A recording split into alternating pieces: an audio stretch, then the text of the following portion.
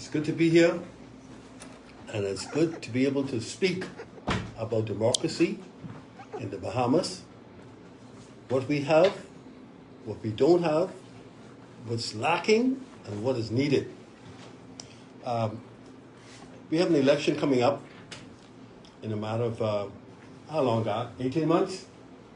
In 18 months, we'll be going back to the polls. And we'll be going to the polls to vote. To vote. That's the big one. I would like for everyone to know that I will be discussing two different types of voting. Traceable voting and untraceable voting.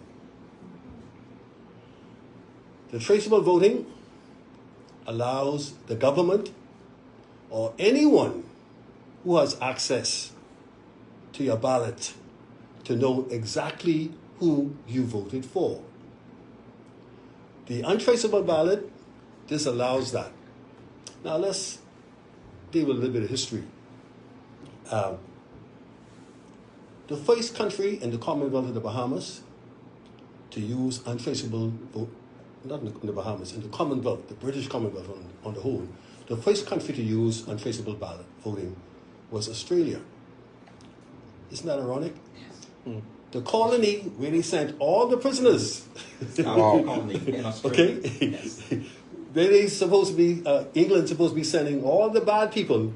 Mm-hmm. They are the ones who came up with a fair way to vote. Now, why they did this? Why did they decide? Because remember now, when they went there with the entire British system in tow. So everything what they were doing in England, they went there doing in Australia. But over the years, a gentleman, John Wigworth, he saw how that wasn't working for the populace, because what was happening is when they have an election, you would have the merchants or the more affluent. They would go around and they would purchase votes. Wow. Okay?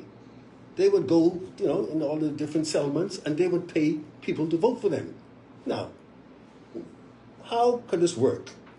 The only way that could work, the only way you could purchase a vote, is if you, the purchaser, could be assured that you receive what you purchase. Correct? Yes. Mm-hmm. Yes. Okay. So, in a voting situation, how do you know that you receive what you paid for? It's a question, general question. By the list. By the ballot. By the ballot. That's what by the list. By the ballot. By the ballot. So you need to go back into the ballot. Right. And hey, Miss Allen took my 4 shillings. Make sure you're on this list. Yes. So not on the list. I go and I look at Mr. Allen's ballot. Exactly. I have access to his ballot. Exactly. To see if he voted for And I you. can see if he voted for me or not. Yes. Exactly. And that is what the traceable, one of the things that the traceable ballot is all about. But before we go any further, because I want to share the floor, I also want to say this. We do have untraceable voting in the Bahamas right now. And it's been here forever. But guess what? It's not for you, me, and the common folks. That is a privilege that every prime minister in this country have or had. Every politician in the Bahamas had or have. And every voting delegate for every political party in this country have that privilege.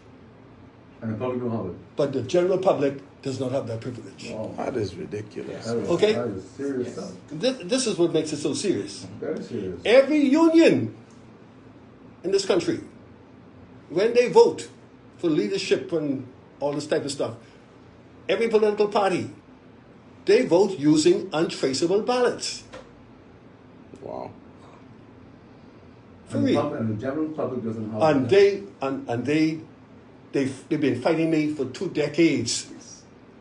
For 2 decades, tooth and nail.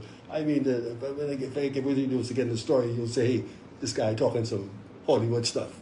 Wow.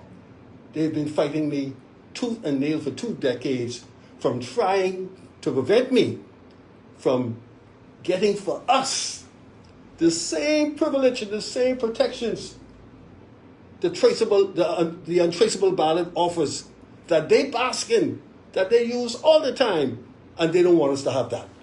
You know, can I tell you something? Yes, man. Let me tell you something, okay? I sat with Kendall Isaacs in Long Island donkey years ago.